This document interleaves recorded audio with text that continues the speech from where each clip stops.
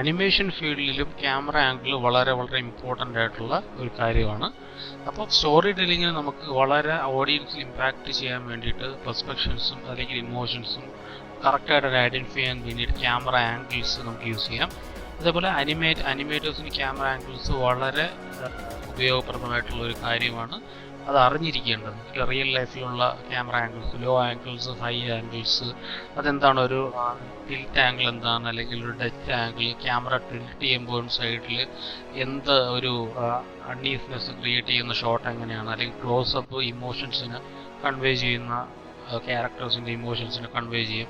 Wide shot എൻവയോൺമെൻറ്റിൻ്റെ സെറ്റിനെയും നമുക്ക് കൂടുതൽ identify ചെയ്യാൻ വേണ്ടിയിട്ടാണ്. അതുപോലെ തന്നെ പാന്, ടിൽറ്റ്, ട്രാക്കിംഗ് ഷോട്ട്സ്.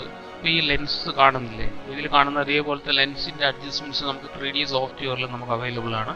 അപ്പോൾ പല രീതിയിലുള്ള വൈഡ് ആംഗിൾ ആക്കാം, നമുക്ക് ക്ലോസപ്പ് ആക്കാം, അങ്ങനെയുള്ള കാര്യങ്ങളെല്ലാം ആഫ്റ്റർ എഫക്ട്സ് എന്ന് പറഞ്ഞ സോഫ്റ്റ്വെയറിലും നമുക്ക് അവൈലബിൾ ആണ്. ആഫ്റ്റർ എഫക്ട്സ് മാത്രമല്ല, ഇതുമായിട്ട് VFX അല്ലെങ്കിൽ അനിമേഷൻ റിലേറ്റഡ് ആയിട്ടുള്ള എല്ലാ സോഫ്റ്റ്വെയറിലും ഇത് അവൈലബിൾ ആണ്. സോ ബേസിക് അണ്ടർസ്റ്റാൻഡിങ് ക്യാമറ ആംഗിൾസിനെ കുറിച്ച് അറിഞ്ഞാൽ അത് വളരെ നല്ലതായിരിക്കും ഈ ഇൻഡസ്ട്രി.